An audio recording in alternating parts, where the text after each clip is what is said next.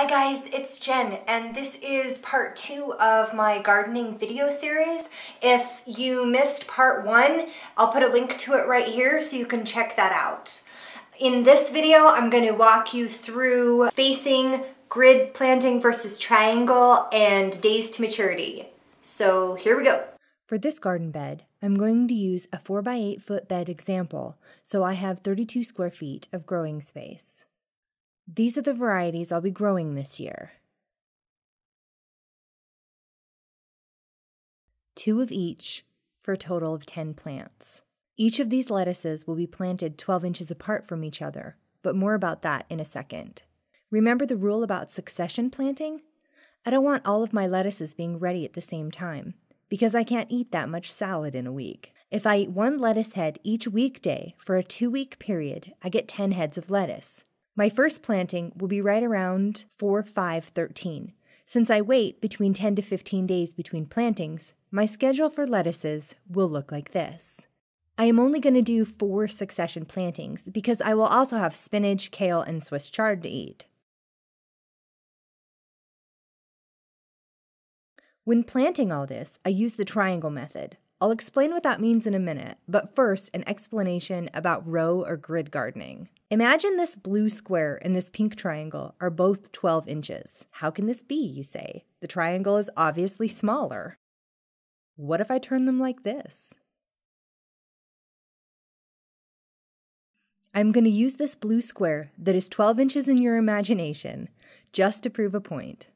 In a typical garden, it might take shape like this.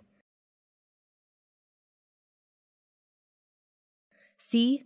Isn't it pretty? You can fit 16 plants that are spaced 12 inches apart in 1/2 of this 4x8 bed.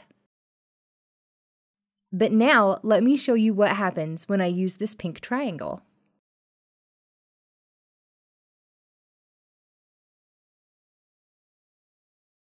If I planted this entire 4x8 garden bed using the triangle method, I would have 4 extra plants. Remember before when I said I would use 1 lettuce plant per day for salads every night? Now I have dinner for 4 extra nights, using the same space. Pretty cool, huh? Now I designate sections of my garden into 4x8 plots. This one, the lettuce plot, will take shape like this.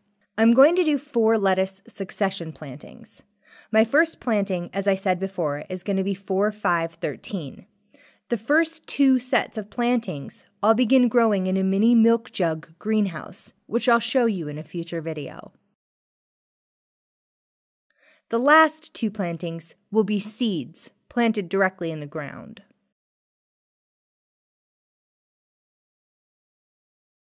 Let's briefly pause and talk about days to maturity. You'll see this on the back of seed packets. Most of my lettuce seeds are 45 to 50 days to reach maturity. What that means is, from germination, once you see that little baby seed growth, you've got 45 days, give or take, before dinner. So that means dinner starts to look like this.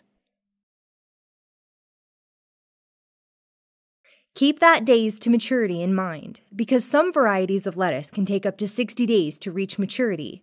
For my growing area, I need fast growers that can tolerate the cold and rapid swing into hot weather. But what happens to the space after 520?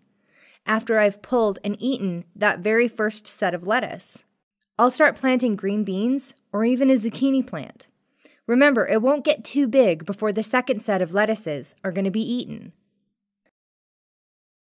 And now the only trick is to do this with the rest of the crops, which can make me a bit frazzled, but grateful I start this process in January.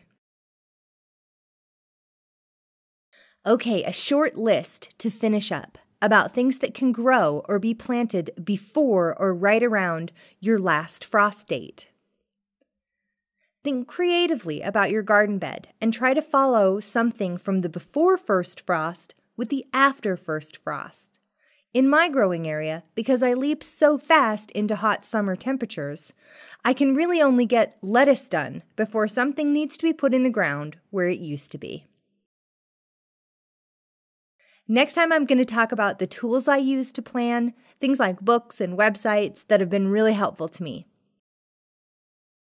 Thanks for watching, guys. And Hanklerfish.